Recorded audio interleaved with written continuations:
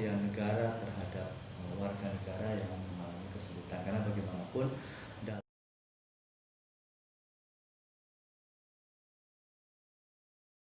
Ketemu lagi dengan saya di Hidayat Channel TV.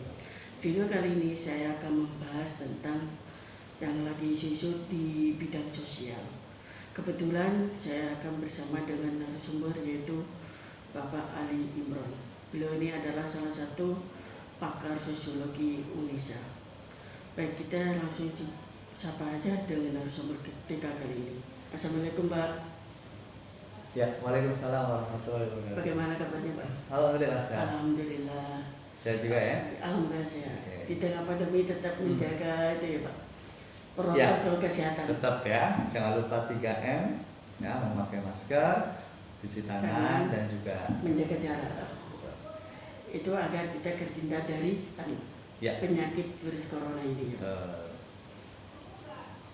Oke, gimana nih?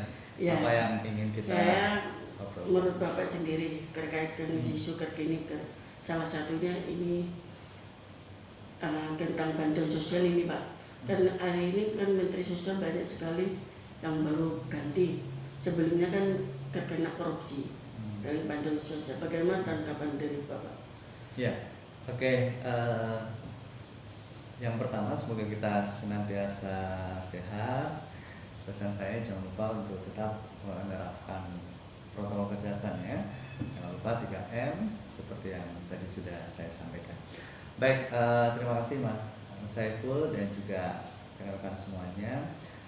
Kita melihat beberapa hari ini kita disuguhkan oleh beberapa tampilan media, hasil dari media, berita-berita terkini. Salah satunya adalah yang masih terkait dengan pandemi ini ya, yaitu dana bantuan sosial penanganan COVID-19 ya. Kemudian ada fenomena bahwa ternyata bantuan itu terbukti oleh KPK bahwa sudah dikorupsi oleh pejabat negara.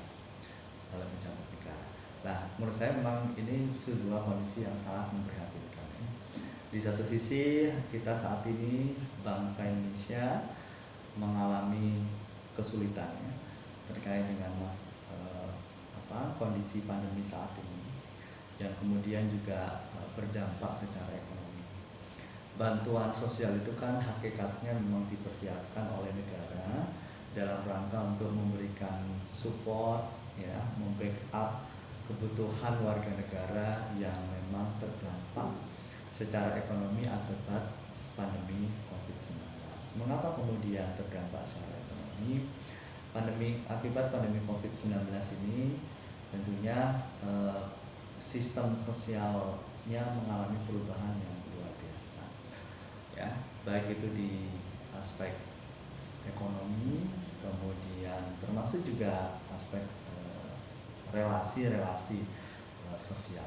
Nah, bagi masyarakat yang terdampak secara ekonomi ya, misalnya karena pandemi COVID ini kemudian jam aktivitas ekonominya terbatas, jam kerjanya kemudian dibatasi, banyak perusahaan-perusahaan yang gulung tikar. Mengapa kemudian gulung tikar? Karena memang jumlah produksinya semakin menurun. Mengapa semakin menurun? Karena daya beli masyarakat juga semakin menurun. Masyarakat kemudian lebih banyak tinggal di rumah, work from home dan seterusnya, sehingga untuk keluar rumah dan itu akan sangat terbatas, sehingga masyarakat yang para produsen yang kemudian banyak memproduksi kebutuhan masyarakat kemudian tidak bisa dijangkau ya, sehingga daya belinya kemudian menjadi menurun. Selain itu juga fokusnya kemudian pada kesehatan. Nah, ketika kemudian dana bantuan sosial itu yang seharusnya diberikan kepada masyarakat kita yang secara ekonomi itu kesulitan, jangankan karena pandemi, tidak karena pandemi saja sudah sulit, kehidupannya sulit, di bawah garis kemiskinan, di sejajar garis kemiskinan atau bahkan di bawah garis kemiskinan, berarti ada kesulitan secara ekonomi. Dan bantuan itu adalah wujud perhatian negara terhadap warga negara yang mengalami kesulitan, karena bagaimanapun dalam amanah konstitusi bahwa warga negara itu dilindungi oleh negara, termasuk ketika ketika warga negara mengalami kesulitan hidup seperti ini. Tetapi ketika kemudian terjadi sebuah fenomena yang sangat memprihatinkan, bantuan yang seharusnya itu tepat sasaran, bantuan yang seharusnya itu diberikan kepada masyarakat miskin, akhirnya kemudian sebagian itu dikorupsi oleh, tidak tanggung-tanggung ya, dikorupsi oleh pejabat. Nah, berarti kan artinya ada sesuatu, ada penyimpangan yang luar biasa, ada deviasi yang luar biasa. Bagaimana seorang pejabat negara itu dengan sangat tega untuk mengambil hak yang bukan haknya, gitu ya. Sehingga ini akan berdampak serius terhadap kondisi warga negara yang berada dalam kesulitan ekonomi pada masa pandemi saat ini. Ya pasti kita sangat prihatin. Prihatin sekali ya Pak. Sangat prihatin. Dan kecewa, jelas kecewa ya. Kecewa yang ini berarti kan ada kesalahan, ada sesuatu yang kemudian apakah ini sistem yang kemudian mengakibatkan kondisi seperti ini, atau karena secara personal aspek humanisme yang kemudian sangat lemah. Kalau dari Bapak sendiri, sistem apa yang harus kita perbaiki Pak dalam penyaluran bantuan biar tetap sasaran? Ya, yang pasti kan harus based on data ya. Jadi based on data, dan ingat bahwa data itu juga harus melalui proses validasi, melalui proses validitas. Jadi ada proses validasi, benar-benar bahwa data itu merupakan data yang valid. Ya, tentunya data itu karena kita wilayahnya sangat luas ya Indonesia, maka kita bisa menggunakan sistem jenjang. Jadi mulai dari tingkat RT paling bawah sampai ke nasional, itu datanya harus benar-benar valid. Jadi harus ada validitas data. Ya, datanya benar-benar valid.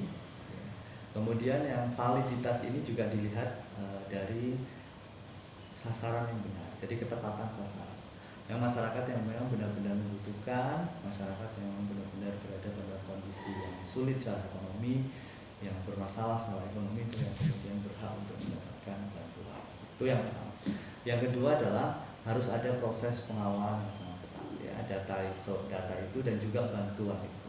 Ada pengawasannya. Betul, harus ada proses pengawasan atau pengawalan yang sangat ketat, bukan hanya sekedar validitas datanya sampai ke tingkat nasional, tapi juga penyaluran bantuan itu dari atas sampai ke bawah.